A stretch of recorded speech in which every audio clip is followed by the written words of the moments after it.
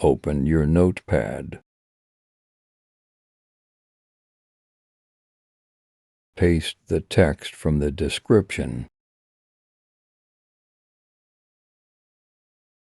Replace this with your desired font.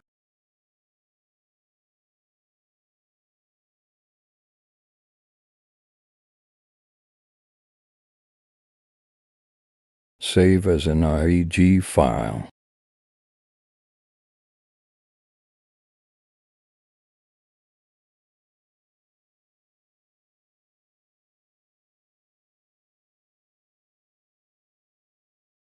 Open File Explorer, then click on the file we just created. Click Yes.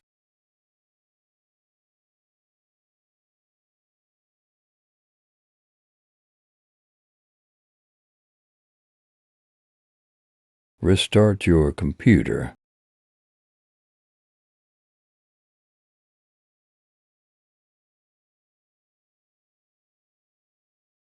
The changes should now be visible.